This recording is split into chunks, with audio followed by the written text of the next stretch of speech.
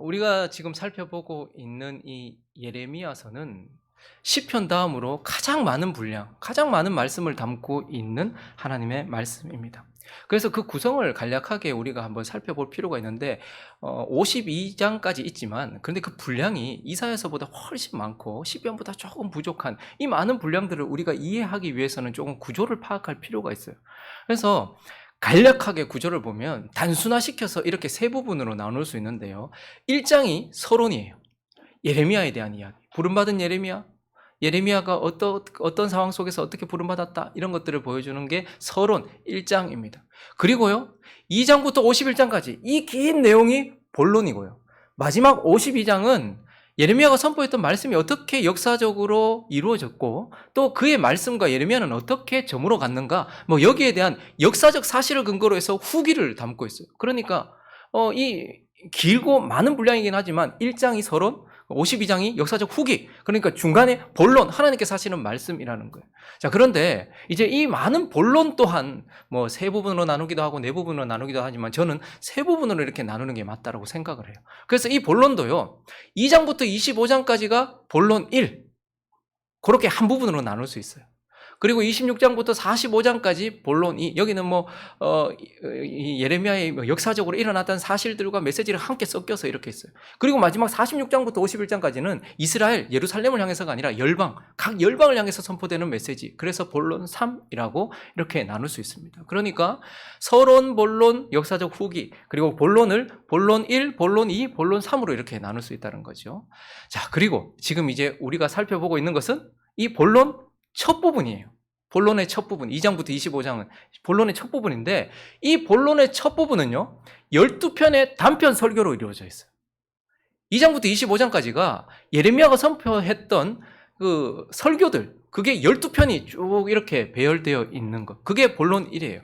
그런데요 이 설교들이 역사적 흐름이나 시간적 흐름 순이 아니고요 신학적 의미 순으로, 그러니까 이때 있었던 일 다음에 이렇게 쭉 연결되는 것이 아니라 가만히 보면 하나님께서 뭔가 말씀하시고자 하는 의도가 담겨져 있어서 배열이 되어 있단 말입니다. 그래서 12편의 설교가 의미순으로 하나님께서 하시고자 하는 의미순으로 이렇게 쭉 배열이 되어 있는 것이고, 우리는 지난주에 그래서 하나님의 백성들이 하나님의 신부가, 하나님의 아내가 하나님을 떠났다.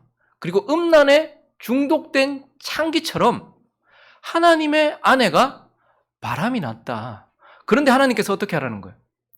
돌아오려거든. 내게 돌아오려거든. 돌아와라.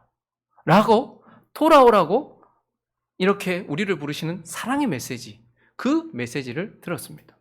자, 그 메시지 이후에 곧바로 이어지는 오늘 말씀이 5절부터 보시면요 좀 당황스러워요. 5절부터 8절까지 한번 읽어볼까요? 시작. 너희는 유다에 선포하며 예루살렘에 공포하여 이르기를 이 땅에서 나팔을 불라 하며 또 크게 외쳐 이르기를 너희는 모이라 우리가 견고한 성으로 들어가자 하고 시온을 향하여 깃발을 세우라 도피하라 지체하지 말라 내가 북방에서 재난과 큰 멸망을 가져오리라 사자가 그 수풀에서 올라왔으며 나라들을 멸하는 자가 나와왔으되 네 땅을 황폐하게 하려고 이미 그의 처소를 떠났은즉 네 성읍들이 황폐하여 주민이 없게 되리니 이로 말미암아 너희는 굵은 배를 두르고 애곡하라. 이는 여호와의 맹렬한 노가 아직 너희에게서 돌이키지 않.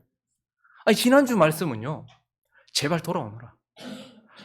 너희가 나를 떠났지만 너희가 창기처럼 그러한 낯을 하고 있지만 바람이 났지만 그것도 한 명과도 아니고 여러 명과 바람이 나서 완전히 더럽혀졌지만 그러나 돌아오려면 돌아와라. 이렇게 말씀하셔놓고 곧바로 이어지는 오늘 본문이 뭐라고 말해요? 심판하겠다는 거예요. 내가 가만히 두지 않겠다라고 이렇게 말씀을 하시는 겁니다. 여러분 하나님께서 지난주에는 제발 돌아와. 돌아오면 내가 모든 거 다 내려놓고 받을게. 라고 말씀하셔놓고 곧바로 내가 너희 심판할 거야. 가만히 두지 않을 거야. 지금 이렇게 이어지고 있는 이 본문을 통해서 하나님은 우리에게 뭘 말씀하시고 싶은 걸까요? 도대체 하나님 왜 이렇게 말씀하시는 걸까? 오늘은 사랑의 메시지를 선포하고 난 이후에 곧바로 우리에게 심판의 메시지를 선포하시는 오늘 본문을 통해서 하나님은 뭘 하려고 하시는지, 하나님이 우리에게 뭘 원하시는지, 하나님께서 가지고 계신 생각이 무엇인지를 좀 살펴보면서 우리에게 주시는 영적인 교훈들을 나누어 보려고 합니다. 그 첫 번째, 지금 하나님 뭐 하고 계시는가? 우리를 돌이키려고 하시는 거예요. 우리를 지금 돌이키려고 하신다라는 거예요. 그럼 우리가 지난주 살펴보았잖아요. 예레미야서 3장 12절을 보시면요, 그분이 이렇게 얘기하셨습니다. 너는 가서 북을 향하여 이 말을 선포하리라. 여호와께서 이르시되 배역한 이스라엘아, 어떻게 하라고요? 돌아오라. 나의 노한 얼굴을 너에게로 향하지 아니하리라. 나는 긍휼이 있는 자라 노를 한없이 품지 아니하리라. 여호와의 말씀이니라 노하지 아니할 것이다. 그러니 돌아와라, 제발 돌아와라, 이렇게 말씀하셨어요. 그리고 14절도 보면요, 여호와의 말씀이니라 배역한 자식들아 돌아오라. 나는 너희 남편임이니라. 너희가 나를 버렸지만 그러나 돌아오라, 이렇게 말씀하셨던 거예요. 그런데 오늘 본문을 보시면요, 4장 11절을 보시니까 그때에 이 백성과 예루살렘에 전할 자가 있어서 뜨거운 바람이 광야에 있는 헐벗은 산에서 내 딸 백성에게 몰려온다리라. 이는 키질하기 위함도 아니다. 그리고 정결하게 하기 위함도 아니다. 성화를 위한 것도 아니야. 이보다 더 강한 바람이 나를 위하여오니 이제 내가 그들에게 심판을 행할 것이다. 돌아오라, 돌아오라. 4장 4절까지 돌아오라고 말씀하셔놓고 4장 5절부터는 심판할 것이다. 이 지금 무슨 의미입니까? 하나님께서 왜 이렇게 말씀하시는 거예요? 무슨 의미예요? 내가 너희가 돌아온다면 내가 받을 것이다. 그러나 나의 이 호소에도 불구하고 내가 끝까지 돌아오지 않는다면, 내가 너희에게 돌아오라고 말하는 이 내 애절한 음성에 너희가 반응하지 않는다면 내가 어떻게 할 거다? 진노로 심판할 거다. 나 가만히 있지 않을 거다. 지금 이렇게 말씀하시는 거예요. 그러니까 하나님은요, 우리 안에 있는 일말의 양심을 향하여 호소하시면서 사랑의 메시지로 돌아오라고 얘기하는 거예요. 최소한 하나님이 우리를 구원해 주셨다는, 최소한 하나님이 우리를 사랑해 주셨다는 그 일말의 양심만 있어도 이렇게 절절하게 너희가 나를 버렸지만 제발 돌아와 라고 말하는 이 음성을 듣고서 돌아올 것이라는 기대를 가지고서 우리 안에 있는 그 양심에 호소하시면서 사랑의 메시지를 전하시면서 제발 돌아와. 그런데요, 하나님은 또한 우리 안에 있는 부정적인 요소, 두려움, 이 두려움을 자극하면서, 그런데 만약에 너희가 끝까지 내 말에 반응하지 않고 끝까지 돌아오지 않는다면 나는 가만히 있지 않을 것이다, 진노할 것이라는 경고의 메시지를 통해서 또한 우리를 어떻게 하시는 거예요? 돌이키려고 하고 있는 거예요. 그래서 하나님은 지금 우리 안에 있는 일말의 양심을 향하여서 돌아오라라고 지금 사랑의 메시지를 통해서 돌아오도록 호소하고 있고, 우리 안에 있는 두려움을 자극해서라도 하나님은 우리가 돌아올 수 있도록 하기 위해서 경고의 메시지를 통해서 돌아오라 이렇게 말하고 있는 것입니다. 그런데요, 우리 대부분의 사람들은 하나님이 제발 돌아와 이렇게 말씀하시면 콧방귀도 안 끼면서 하고 창기에 낯을 하고 있어요. 바람이 나가지고. 그런데 그런 하나님이 너 안 돌아오면 나 가만히 안 있는다, 너 안 들어오면 나 진짜 가만히 안 있어, 이렇게 지금 맹렬한 노를 퍼부으려고 하면 하나님을 비난해요.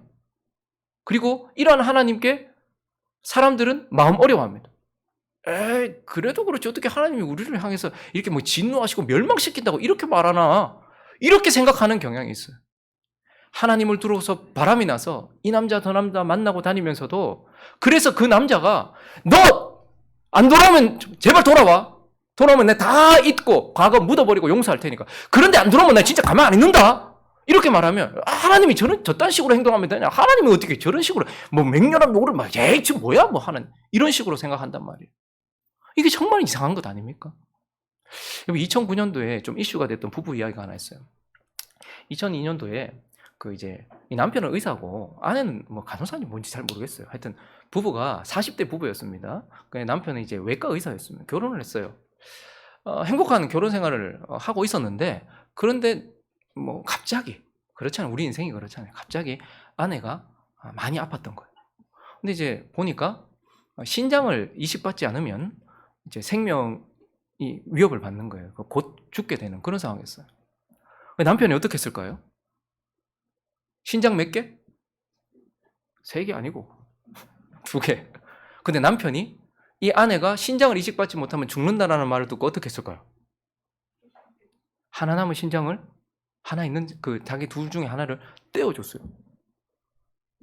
뭐 아내들 남편한테 물어보십시오. 내가 신장 하나 혹시 떼어줄 수 있는지 한번 물어보십시오.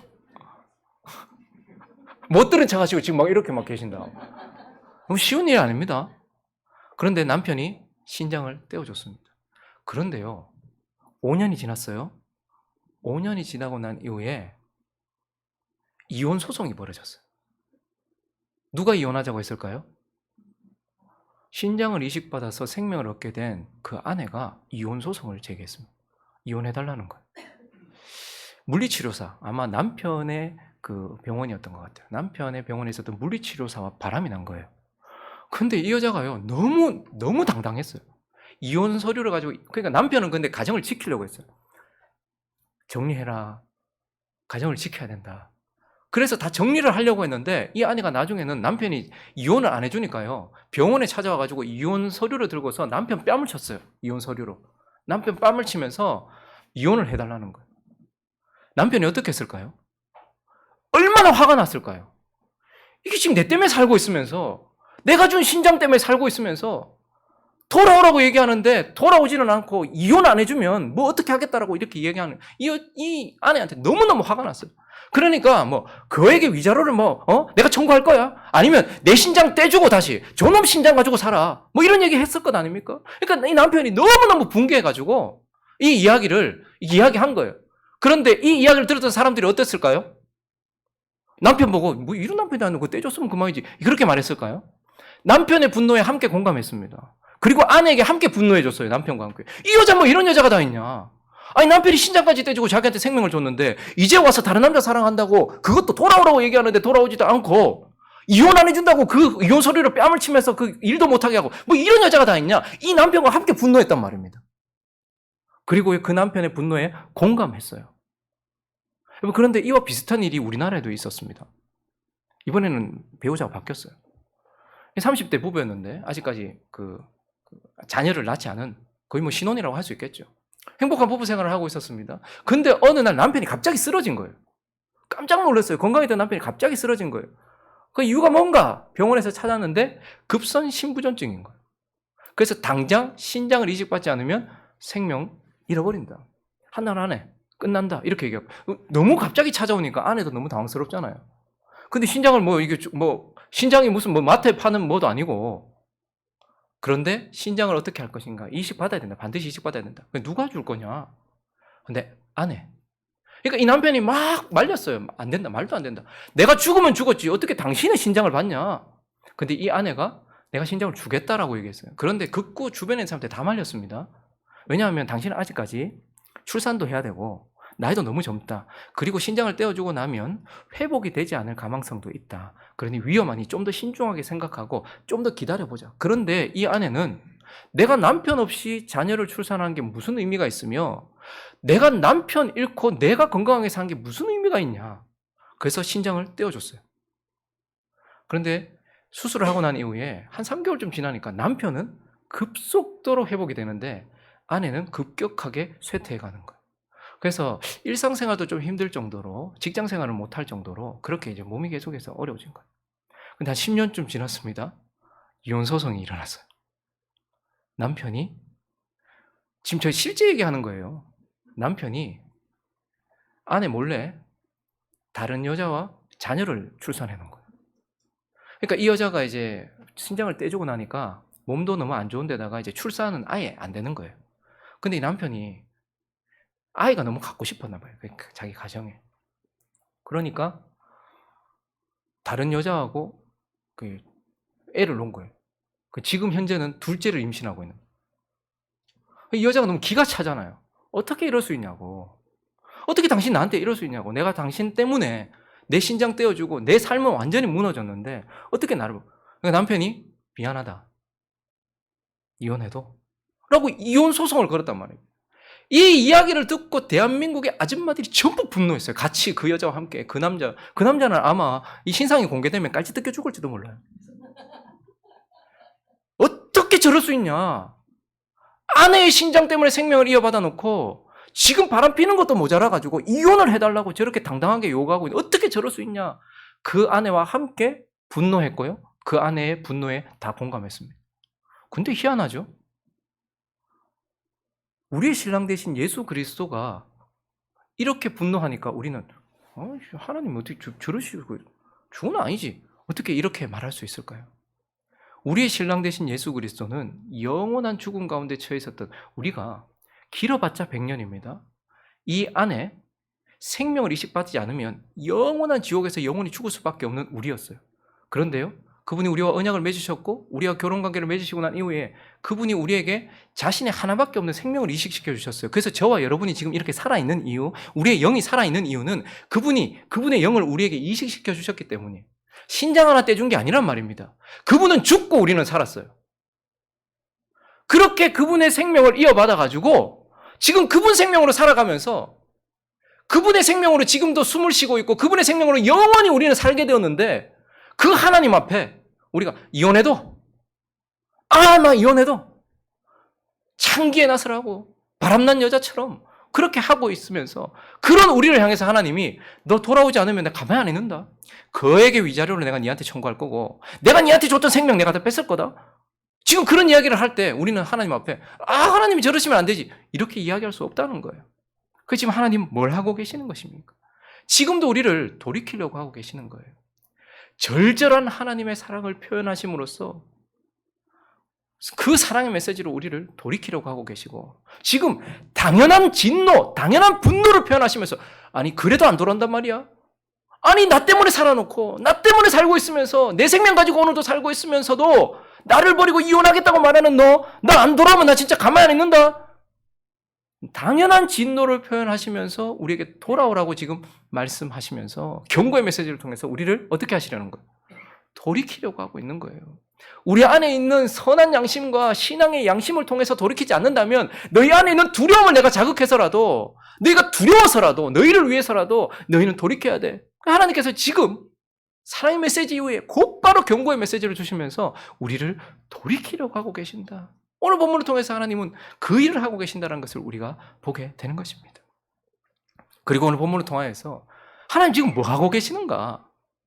결국 하나님은 자신을 돌이키려고 하시는 거예요. 자신을 돌이키려고 하시는 거예요. 뭐 사랑의 메시지를 통해서 우리에게 돌아오라고 말씀하시든 아니면 돌이키지 않으면 내가 정말 엄청난 진노를 너에게 쏟아부을 것이다라고 말씀하시며 경고의 메시지를 통해서 우리에게 돌아오라고 하시든 목표는 뭐죠? 목적은 뭐죠? 결국은 우리를 돌이키는 거예요. 우리가 돌아오게 하는 거예요. 왜 돌아오게 하려고 하는 걸까요? 결국 우리의 돌이킴을 통해서 우리를 향해 진노하고 계시고 우리를 향해 분노하고 계시는 우리를 향해 쏟아부으려고 준비된 그 진노를 거두시고 자신을 돌이키려고 지금 그 일을 하고 계시는 것입니다. 우리 하나님은요, 우리가 아직 죄인 되었을 때, 우리가 예수 믿기 전에 말이죠, 영원한 형벌 앞에, 곧 임박한 형벌 앞에 우리가 아직 죄인 되었을 때에 우리를 향한 진노를 거두시고 우리를 향한 진노의 얼굴을 거두시고 자기 자신을 돌이키시기 위하여서 먼저 뭘 하셨습니까? 자기의 하나밖에 없는 아들에게 자기 자신을 부인하게 하셨어요. 자신이 우리를 향해 쏟아부으려고 하는 그 진노를 거두시고 우리를 향해 진노하고 계시는 그 하나님이 자신을 돌이키기 위하여서 먼저는 자신의 하나밖에 없는 독생자 아들에게 자기를 부인하게 하셨어요. 그래서 그 아들은 어떻게 하셨습니까? 자기를 부인하셔서 신이, 하나님이 인간이 되셨습니다. 자기를 완전히 부인하시고 창조주가 피조물이 되셨어요. 그 아들이. 그리고요, 오직 한 분밖에 없는 의인, 오직 유일한 의인, 죄 없는 사람이신 그분이 뭐가 되셨어요? 죄인이 되셨어요. 자신을 완전히 부인하셨어요. 그리고요, 창조주시고 생명을 주시는 생명이신 그분이 뭐가 되셨습니까? 죽음 가운데, 무덤 가운데 들어가셨어요. 그래서 하나님은 우리를 향해 쏟아부을 진노를 거두시기 위하여 우리를 향해 진노하고 계시는 자신을 돌이키시기 위하여서 먼저 자신의 아들에게 자신을 부인하게 하셨단 말입니다. 그리고 이제 뭘 요구하셨어요? 우리에게? 회개를 요구하셨어요. 예수 그리스도의 십자가, 자신을 부인한 예수 그리스도의 십자가 이후에 그 십자가를 바라보면서 우리는 그 아들을 믿고 어떻게 해요? 회개하기를 원하셨어요. 그래서 우리는 돌이켰습니다. 나 자신이 주인 되어 살던 삶에서 돌이켰고요. 세상이 전부인 것처럼 살아가던 우리가 돌이켰고요. 죄가 주인 되어 살던 우리가 돌이켰고요. 사단이 주인 되었던 우리가 돌이켰어요. 육신을 따라 살던 우리가 돌이켰어요. 하나님은 회개를 요구하셨습니다. 그래서 우리를 향해 쏟아부어질 그 진노를 거두기 위하여서 우리를 향해 진노하고 계시는 그 하나님이 자기 자신을 돌이키기 위해서는 자기의 하나밖에 없는 아들을 부인하게 하셨고 우리에게는 회개를 요구하셨어요. 그 일로 인하여서 저와 여러분이 생명을 얻었단 말입니다. 자, 그런데 이제 그의 아들의 신부가 된 우리가 또다시 그를 떠나고 바람이 난 창기가 되었단 말이에요. 그래서 하나님은 또한 우리를 향해 진노를 예비하고 계시고 우리를 향해 진노하고 계세요. 자, 그런데 이 진노를 거두시고 우리를 향해 진노하고 계시는 자신을 돌이키기 위해서 하나님 또 지금 뭘 하시는 거예요? 또다시 자기 아들에게, 자기 하나밖에 없는 아들에게 자기를 부인하라고 얘기하고 계세요. 자기 아들의 이름이 뭐죠? 이름이 뭐죠? 예수. 예수라는 이름을 가진 자기 아들에게 또다시 바람난 우리를 향해 쏟아부을 진노를 거두시고 우리를 향해 진노하고 계시는 하나님이 자신의 얼굴을 돌이키기 위해서 또다시 먼저 자신의 아들 예수에게 자신을 부인하라고 얘기하세요. 자, 예수, 헬라어죠. 예수라는 이름 뜻은 뭐죠? 구원이라는 뜻이에요. 자, 그런데 이 헬라어 신약적 표현이에요. 구약적 표현으로 예수는 구약의 이름은 뭐죠? 맞아요. 큰 소리로. 예수의 구약적 표현 히브리어 예수아, 요수아잖아요. 요수아의 이름 뜻이 뭐죠? 똑같이 구원이에요. 그러니까 예수라는 이름은 헬라식 표현이고 히브리식 표현으로 쓰면 그 이름이 뭐라고요? 요수아예요. 자, 그런데 이 요수아의 본명이 뭐죠? 요수아의 본명. 민수기 13장 16절을 보겠습니다. 읽습니다. 시작. 이는 모세가 땅을 정탐하러 보낸 자들의 이름이라 모세가 눈의 아들 호세아를 여호수아라 불렀더라. 자, 호세아, 여호수아, 그러니까 예수라는 이름의 원래 히브리어는 여호수아고 여호수아의 본명은 뭐라고요? 호세아라는, 그 호세아라는 이름의 뜻도 뭘까요? 구원이라는 뜻이에요. 자, 그런데 결국은 호세아에게 호세아 3장 가볼까요? 1절을 읽습니다. 시작. 여호와께서 내게 이르시되 이스라엘 자손이 다른 신을 섬기고 건포도 과자를 즐길지라도 여호와가 그들을 사랑하나니 너는 가서 타인의 사랑을 받아 음녀가 된 그 여자를 사랑하라 하시기로. 여기서 너는 누구예요? 누구 보고 지금 타인의 사랑을 받아 음녀가 된 그 여자를 사랑하라는 거예요? 호세아예요. 근데 사실 하나님은 그 당시에 살았던 선지자 호세아에게 명령하신 것이기도 하지만 진짜 그 호세아가 보여주는 진짜 호세아 누구예요? 하나님의 아들 예수 그리스도에게 동일하게 음녀가 되었더라도 어떻게 하라는 거예요? 또다시 네 자신을 부인하고서 그 여자를 사랑해라라고 말하는 거예요. 그러니까 우리를 향한 진노를 돌이키기 위해서 먼저 하나님은 자신의 아들 호세아에게 어떻게 하시는 거예요? 그 예수에게 정말 정결한 남편이요. 우리에게 신실했던 남편인데 떠나보낸 우리를 그런데 버리지 말고 또다시 어떻게 하라는 거예요? 네 자신을 부인하고 어떻게 그 여인을 다시 사랑해라. 예수에게 자기 자신을 부인하게 시키셨단 말이에요. 그리고 난 이후에 오늘 우리에게 뭘 요구하시는 것입니까? 8절. 그 아들에게 또다시 자신을 부인하게 만드시고 난 이후에 읽습니다. 시작.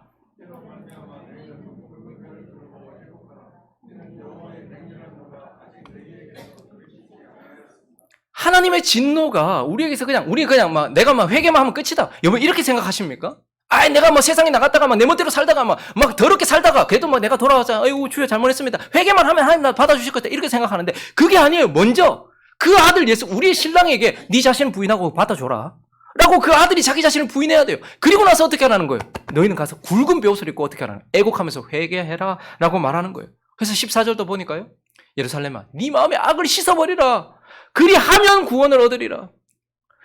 내가 내 아들 예수에게 호세아에게 음녀가 되어버린 그 여인 버리지 말고 끝까지 사랑하라고 말했다. 자기를 부인하라고 말했다. 그러니 그 남편이 자기 자신을 부인할 것이다. 그러니 너희는 어떻게 하라는 거야 이제? 회개해라. 회개하고 돌이켜라. 그러면 내가 너희를 향해 쏟아부을 진노를 거둘 것이며 내가 너희를 향해 진노하고 있는 이 얼굴을 돌이킬 것이다. 너희가 돌이키면 내가 돌이킬 것이다 말씀하시면서 하나님이 지금 우리한테 회개를 요구하시는 것은 그 회개를 통하여 뭐 하시려고? 자기 자신을 돌이키시려고 하는 거예요. 우리가 회개함으로써 하나님이 자기 자신을 돌이키시려고 하는 겁니다. 회개를 통하여 자신을 돌이키려고 하시고 결국 이 말은 언약대로 자기 자신을 돌이키려고 하신다라는 거예요. 열왕기상 8장 가볼까요? 33절부터 39절까지 읽습니다. 시작. 만일 주의 백성 이스라엘이 주께 범죄하여 적국 앞에 패하게 되므로 주께로 돌아와서 주의 이름을 인정하고 이 성전에서 주께 기도하며 간구하거든 주는 하늘에서 들으시고 주의 백성 이스라엘의 죄를 사하시고 그들의 조상들에게 주신 땅으로 돌아오게 하옵소서. 만일 그들이 주께 범죄함으로 말미암아 하늘이 닫히고 비가 없어서 주께 벌을 받을 때에 이곳을 향하여 기도하며 주의 이름을 찬양하고 그들의 죄에서 떠나거든 주는 하늘에서 들으시고 주의 종들과 주의 백성 이스라엘의 죄를 사하시고 그들이 마땅히 행할 선할 길을 가르쳐 주시오며 주의 백성에게 기업으로 주신 주의 땅에 비를 내리시옵소서. 만일 이 땅에 기근이나 전염병이 있거나 곡식이 시들거나 깐부기가 나거나 메뚜기나 황충이 나거나 적국이 와서 성읍을 에워싸거나 무슨 재앙이나 무슨 질병이 있든지 막론하고 한 사람이나 혹 주의 온 백성 이스라엘이 다 각각 자기의 마음의 재앙을 깨닫고 이 성전을 향하여 손을 펴고 무슨 기도나 무슨 간구를 하거든 주는 계신 곳 하늘에서 들으시고 사하시며 각 사람의 마음을 아시오니 그들의 모든 행위대로 행하사 갚으시옵소서. 주만 홀로 사람의 마음을 다 아심이니이다. 솔로몬이 성전을 건축했습니다. 그리고 성전을 봉헌하면서 그가 하나님께 올려드렸던 기도예요. 이미 내다보고 있었습니다. 하나님의 백성들이 음행할 것이다. 받은 축복 때문에 그의 신랑을 버릴 것이고 남편을 버릴 것이다. 하나님, 그렇게 되면 분명히 우리 삶에는 고통이 찾아올 겁니다. 하나님이 남편을 떠난 아내가 어찌 기쁨으로 살 수 있으며 신랑을 떠난 신부가 어찌 행복할 수 있겠습니까? 분명히 우리는 하나님을 떠나면 고통이 찾아올 것입니다. 그런데 그 고통이 관계의 문제로 찾아올 수도 있고 전쟁의 문제로 찾아올 수도 있고 경제적 문제로 찾아올 수도 있고 건강의 문제로 찾아올 수도 있고 내 자식의 문제로도 찾아올 수 있을 텐데, 그러나 그때에도 하나님, 만약에 죄 백성들이 그 죄를 깨닫고 혹은 그 죄벌이 너무 무거워서 하나님께 회개하고 돌이키거든 하나님 어떻게 해요? 하늘에서 들으시고 진노한 얼굴을 돌이켜 주십시오. 우리가 돌이키면 하나님도 돌이켜 주십시오 라고 하나님께 기도했고, 하나님은 솔로몬과 그 언약을 맺으셨던 겁니다. 그래서 하나님이 지금도 뭐 하고 계시는 거예요? 교회가 하나님을 떠났습니다. 한국 성도들만 그런 게 아니에요. 우리에게 믿음을 전해줬던 유럽의 교회들을 보십시오. 다 하나님을 떠났습니다. 지금 하나님 뭐 하고 계시죠? 사랑의 메시지를 계속, 야, 나는 너와 첫사랑을 기억한다. 내가 얼마나 뜨거웠느냐. 제발 돌아와라. 돌아온다면 다 묻고 없는 걸로 하고 내가 그거 그대로 받아주겠다. 그래도 돌아오지 않아요? 어떻게 될까요?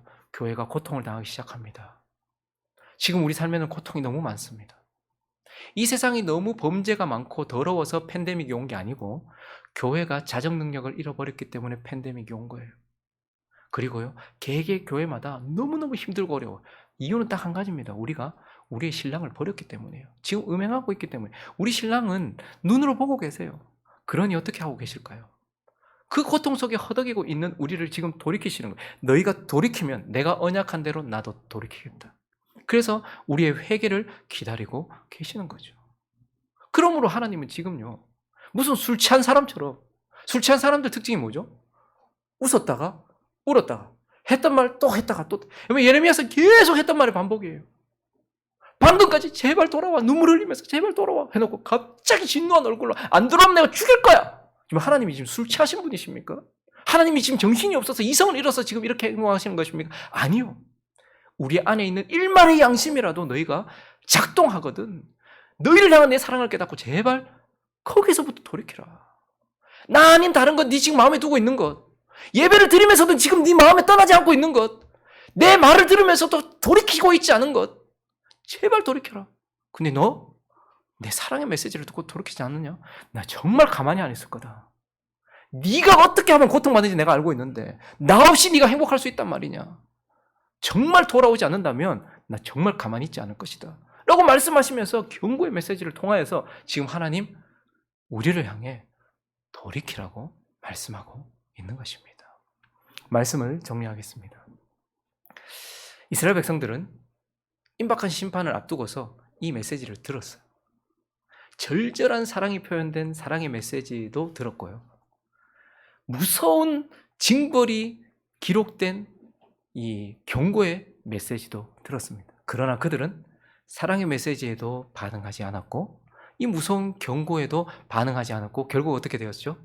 우리가 잘 아는 것처럼 586년, 587년에 하나님이 말씀하셨던 그대로 그분은 바람난 여인을 가만히 두지 않고 거두셨어요. 자신이 주셨던 모든 축복도 거두시고 그들이 받아야 될 고통대로 그들을 치셨습니다. 그래서 그들은 이 일이 있기 전에 이 이야기를 들었지만 이쪽 귀로 들어갔다가 이쪽 귀로 흘러갔어요. 자, 그런데 예레미야서는요, 그 일이 있고 난 이후에 포로로 잡혀가고 난 이후에 완전히 무너진 그 땅 가운데서 또다시 들려졌어요.